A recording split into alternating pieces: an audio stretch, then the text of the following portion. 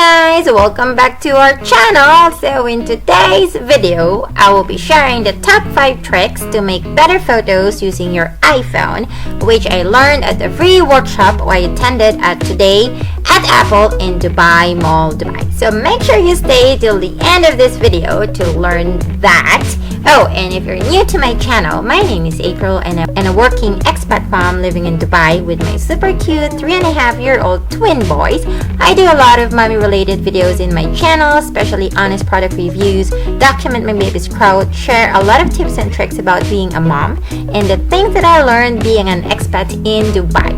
I also do easy to cook recipe videos and planner videos, so we hope you'd stick around and subscribe to our channel, and be sure to hit that bell button so you get notified whenever we upload a new video. Phew! Yeah, so let's get started. Open the camera, have a look at your screen, and have a look at mine. You see something that you probably don't have. Yep, the grid. So to turn on the grid, just go to your setting, find the camera, go to grid, and then turn it on. And voila!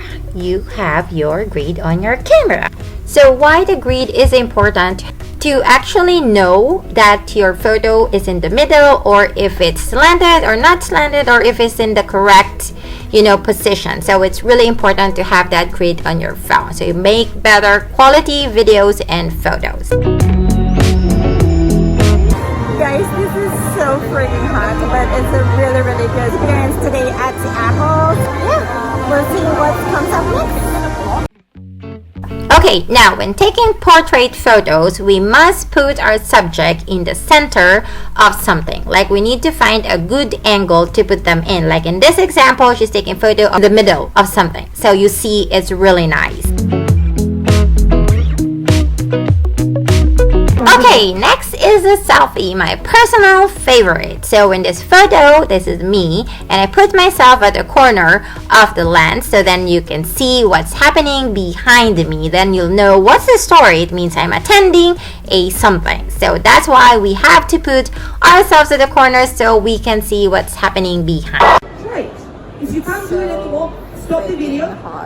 Change another place. Okay, next is taking live photos. Okay, when you swipe up, you'll actually see your options. There is a loop option, a bounce option, and a long exposure option. So you can now play around with your photos. So that's really cool. Okay, so how do you know if you're taking live photos? So you go to your camera and then you check on the topmost. You can see that yellow thing in there. You can tap it to turn it on and tap it back to turn it off. So that's really easy.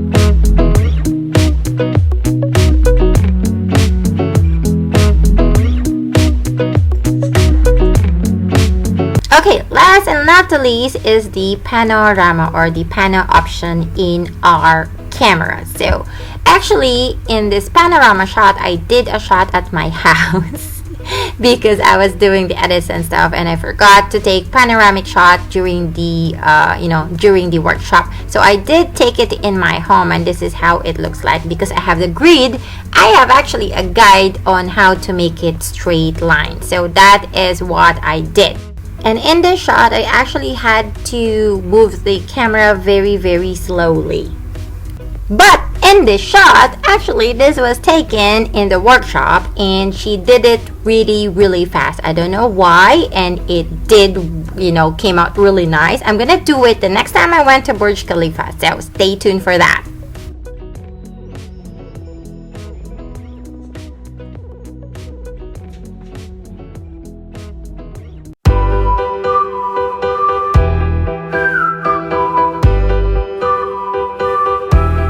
So, was it fun?